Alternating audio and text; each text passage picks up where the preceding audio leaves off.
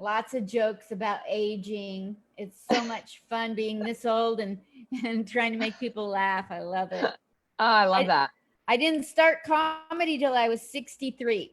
Oh my goodness. I started at 33. Oh, So wow. yeah, You've yeah. got a lot of years on me, girl. I So know, I'm but going I'm to go to that's Facebook and make. okay. Okay. What were you saying? Oh, I'm sorry. I think I lost you a little bit. There we go. What were you saying? Oh no, I'm so impressed that you were just like, F it. I don't care how old I am. My life's not over yet. I'm gonna start this new thing. That's so badass. Well, I got hit by a drunk driver in 1996, and Oh my my goodness. daughter was left to be the person to take care of me while I was being diagnosed with dementia due to brain trauma, and I couldn't remember how to buckle my shoes, let alone anything else. And it was too much for her. So it's put so much stress on our relationship that we haven't spoken 6 years. And that day I called the comedy club and I said, I don't really want to live without my daughter, but if you'll teach me comedy, and that's why I started comedy. Wow. So That's it's my very story. healing. It's very healing for you. Yes. So, Yeah. so let me do this introduction before I don't want to be all about myself. God bless you. Thank you. You're welcome. Bless you. I must be allergic to Massachusetts. I'm sure there's more of you out there. Let me get here to your intro that you sent me and read your words to everybody. Oh, okay. And then we'll get into your life. Okay. Facebook, you have a treat for you today. Not only do we have a beautiful inside and out person here, but she's from Massachusetts. And it's making me sneeze. This is going to be fun. Comic Spot Comic Spot was created so this little lady with no life can be like Gladys Kravitz and check in on comedians and let them know you do too have a voice and you are too essential. And every once in a while, we get somebody that's essential, like our Kristine Blinn. She's not only essential, she's very sensual. You can see she's beautiful. That's a compliment. Oh, I'm well, thank not, you. it's not a me too. I'm not into that. I'm just saying you're beautiful and you're two types of sensual. Oh, you're the cutest thing in the world. Thank you. That is so kind. She sent me her intro and it's adorably short, which does not happen often. You know how you guys are. I am a house comic at Roar at MGM Springfield, Massachusetts. Do you guys know where that is? You can Google it later. And she has opened for the amazing Jonathan and Nikki Glaser. Oh my gosh. I can't wait to get to know Kristine Blinn. Welcome, Kristine. Woo! Thank you. Thank you for having me. I'm very excited to be here. I'm so happy you're here. Thanks Thank to you. Zoom. I know. Tell me how life is in a pandemic. I assume this is your first pandemic. This is my first. Big fan. It's been great so far. No, well, I'm also a school teacher. I teach high school. So Wow. I have to say, I know there are just the vast majority of teachers are amazing and loving and they want the best for the kids. And part of me is like, I want that too, but I also kind of want to keep this vacation going. Totally. So it's been actually being forced not to have to drive everywhere for comedy and not having to go to school. It's actually been surprisingly calm for me. Yes. There's been so many benefits to the not of course we know the obvious negative side of this whole shutdown. Of course. Yeah. I don't want to make light of that at all. No. But oh my gosh, some of the benefits that have reaped out of this, Yeah, I think a lot of my friends that I talk to and stuff, I don't know everybody in the world, but a lot of them have had time to slow down, and not that they're making gigantic changes in their lives, but they're definitely kind of saying, oh man, think I maybe a little bit messed up and could do some work in this area, or more self-confidence in this area, or here, I forgot I loved doing this thing. So even when all of this craft's been going on, there's still been, you know, pockets of light that kind of have been happening too. So that's kind of nice. Yes. You know, like I always wondered what it would be like to live in a third world country. Now I don't have to travel to figure that out. No, you don't have to go anywhere. Are You you can't go there? anywhere anyway. I'm here. Can you hear me? Yeah, I just bleeped for a second. Oh, sorry. Okay. No, it was probably it says I'm unstable. Oh, I that's so got- insulting. Tell them stop being mean. How did they know? Dang it. Big Brother is watching us again. It's Elon Musk. He's already doing his mind reading thing. So talk to me about who you are when you're not on stage, not working on your comedy.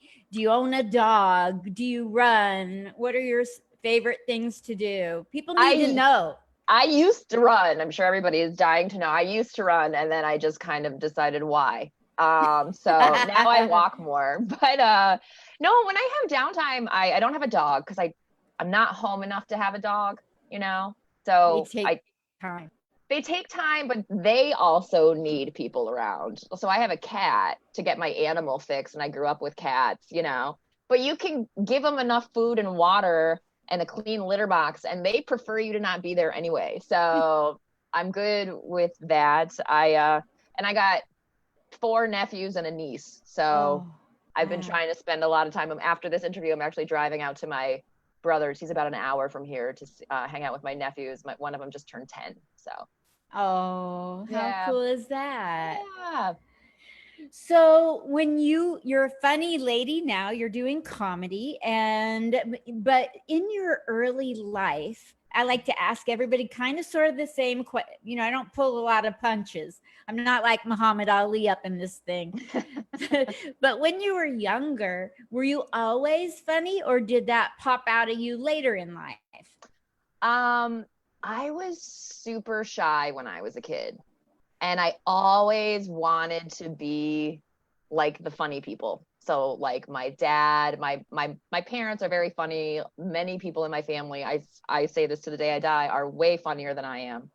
And I always wanted to be like them. And it wasn't until I got to college and started like drinking alcohol and you know, loosening up around people that I kind of realized like, oh, I can make people laugh, and it got fun.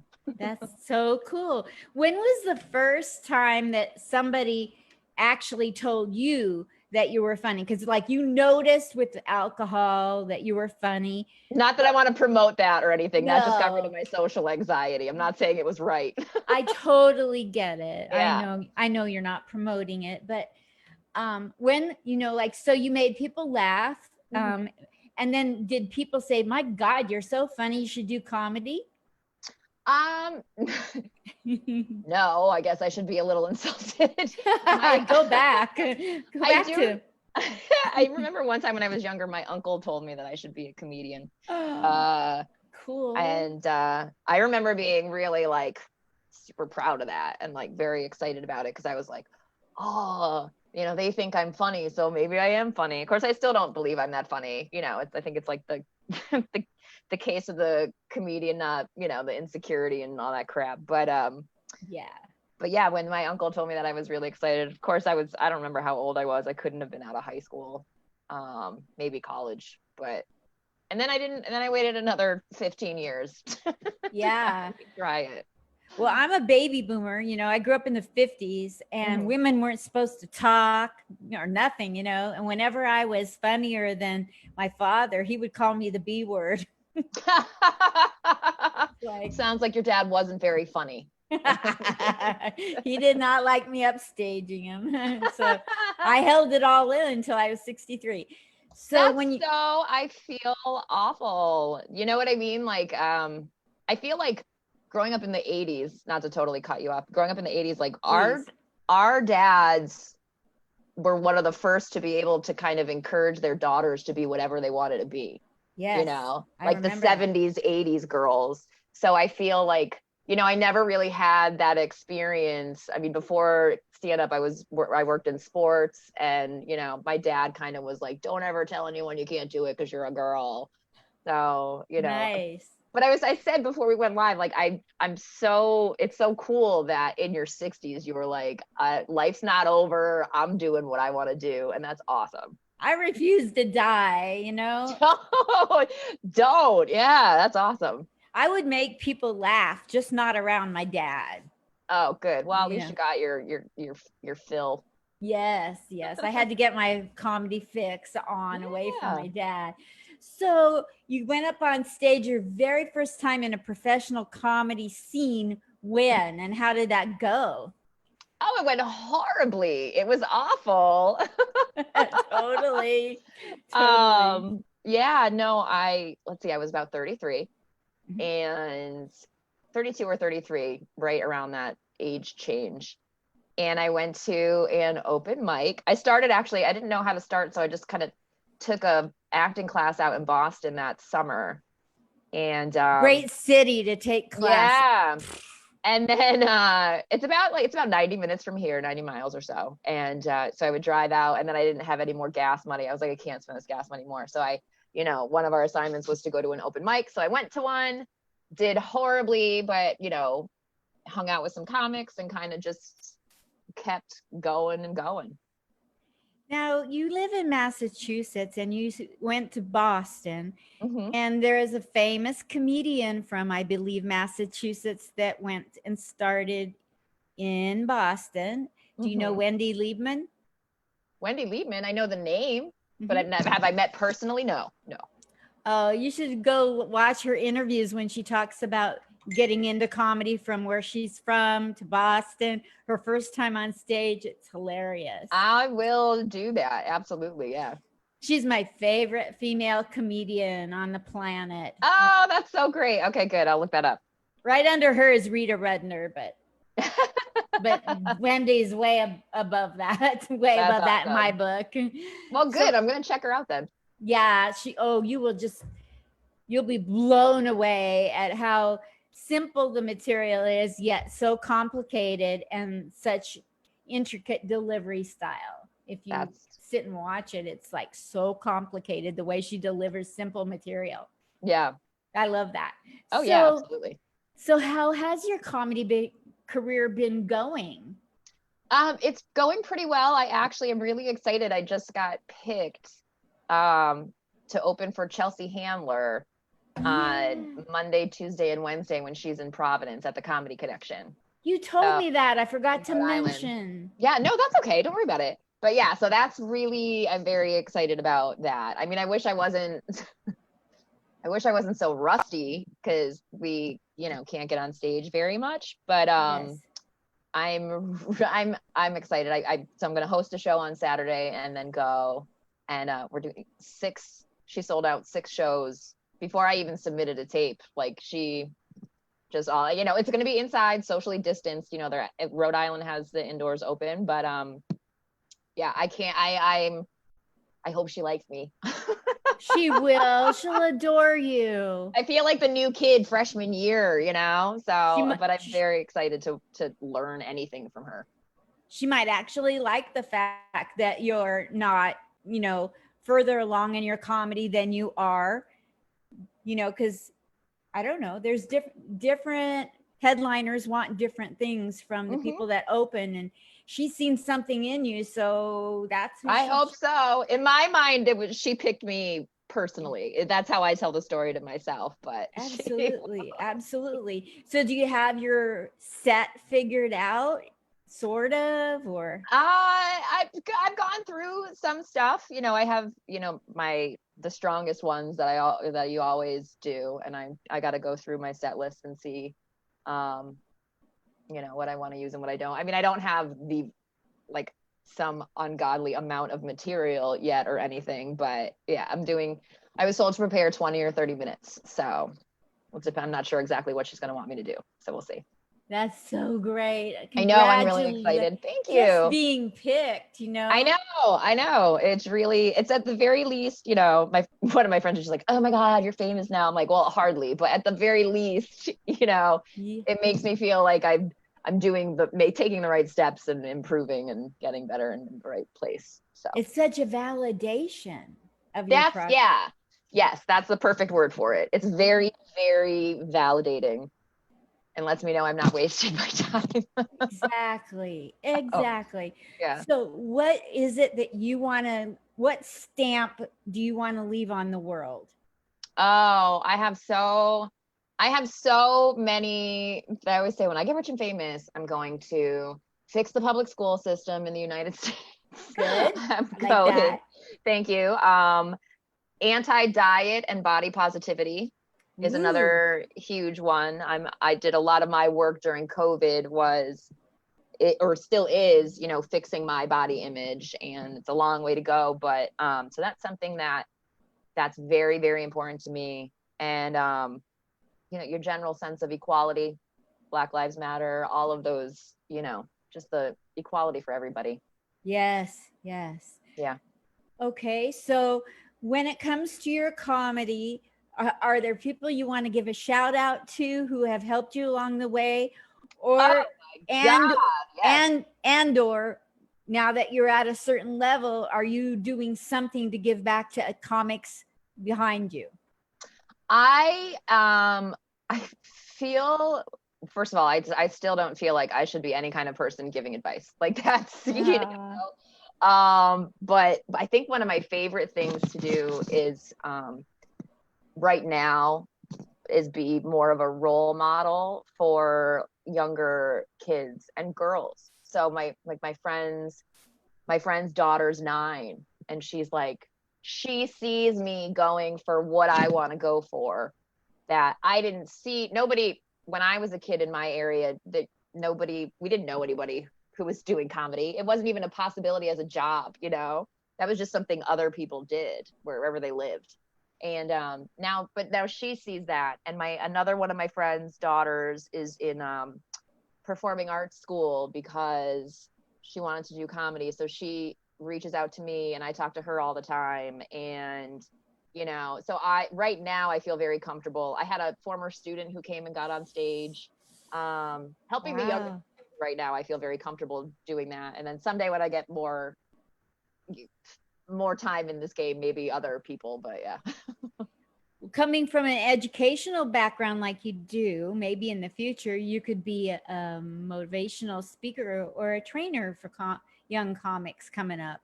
I think motivational speaking would be a lot of fun. Yeah. Just because I really have a lot of fun with teenagers, not in any weird way. They get sarcasm. And they're at a really moldable point in their lives. Some of them, some are incredibly stubborn and not moldable at all, but some True. are, and they really, yeah, I've made enough mistakes that I can kind of help people with their mistakes. That's the only reason at all, and I'll still learn plenty more, I'm sure, from more That's mistakes. that's incredible. So where do you plan on do you have any plans to go do comedy that were put on hold because of COVID? Yes, the wonderful and amazing Nikki Glaser, you asked me about people who I want to thank. Um, she recommended me for Montreal's Just for Laughs New Faces. And I had an What? audition with it at Laugh Boston, but that was like 2 weeks out, everything in mass shut down. So, and the only thing that really kind of, like, luckily I didn't feel prepared. So I'm kind of like, all right, well, maybe next year if we can be the ones to audition again, I'll feel more confident. So whatever. But everybody else had to stop too. So I wasn't too stressful about it. It's not like everybody else was getting to audition and I had to sit in my house. So Yes. you just deal with it. Super. So this is a personal question and you can say yes or no, or you don't even want to talk about it, but because of the shutdown, has it hit you financially? Are you accepting Venmo, Cash App, PayPal, any of the above, or do you avoid that? Financial stuff as far as like how have I lost a lot of money from comedy, you mean? Yeah, so that in essence, I'm asking, where are you at financially? Are you hurting? And if people are so driven, would you like to accept any financial That is incredibly sweet, but I was blessed to have my, teaching kept going. We were just home. I'm very lucky. I mean, I really appreciate that offer. That's absolutely beautiful. But I'm one of the lucky ones who, I lost some money that I usually put away to save or whatever. But as far as I've been able to pay every one of my bills. And so Good. I would love for people to, if they ever felt so inclined, find somebody in my, give it to somebody else who really needs it. Cool. Yeah. I hate asking, and I was asking when I first started these 500 videos, and then I got like, it's something that I'm not comfortable asking. And so then I thought, you know what, I should get back to it because it's been a long time with only one stimulus check. So I'm asking. Well, it's a very kind question to ask. Thank you. Thank you. But like I said, I'm very blessed in that area that I did not have to stress. And there are a lot of other people who could use that money more. So let it go there. And so I got two last questions. Okay. You're going to be opening for Chelsea Handler. Yeah. And what's the dates and what city again? Okay, so it's in Providence, Rhode Island at the Comedy Connection, and that is August 10th through the 12th, which is a Monday, Tuesday, Wednesday. Okay. Will you type that in the message to me after this so I can be sure to type it accurately?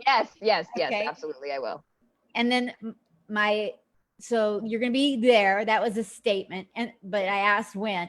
So do you have some kind of like thing that you can't wait to say to Chelsea? Don't tell me what it is, but like when I got to meet a couple of my heroes, I had something amazing planned to say, do you have something like that?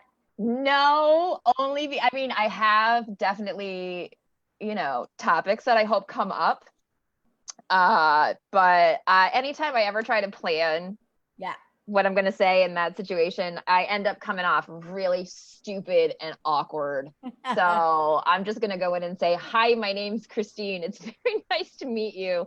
And then I'm just going to follow her lead. She may not even want me in there because of COVID. I don't know. You know what I mean? Which I would cry, but I would totally understand. Yes. But yeah, no, I tried. If I overthink it, that's the downfall of me every time. So super. So the last thing I want to ask is, you're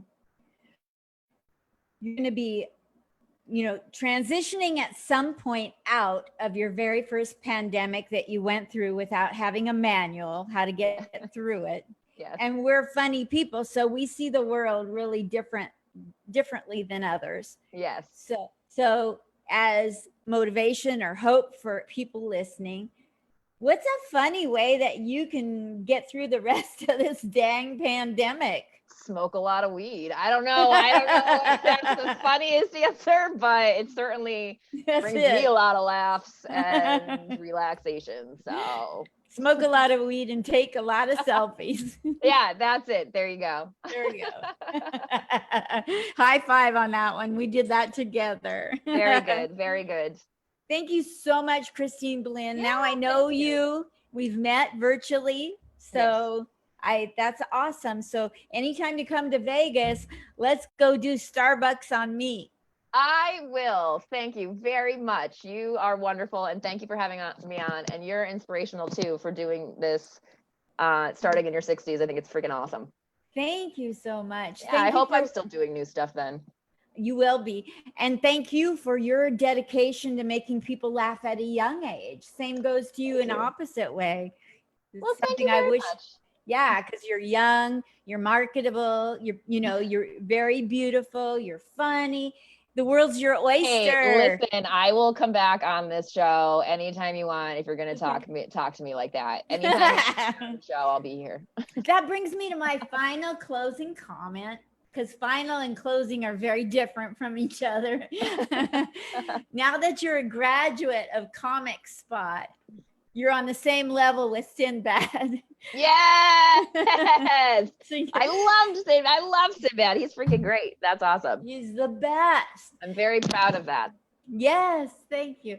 And so now that you graduated from Comic Spot, every month, if you have anything to plug for 5 or 7 minutes, hit me up. I'll squeeze you in. You're awesome. You are beautiful and amazing, and I love your red glasses. Sally, Jesse, Raphael ain't got nothing on me. Thank I you. Love you. Take Love care. You. Good luck with Chelsea. Break legs. Thank you. I'll break all of the legs. Okay. Send me those dates. I'm going to send it right now. Thank you. Bye. Okay, bye.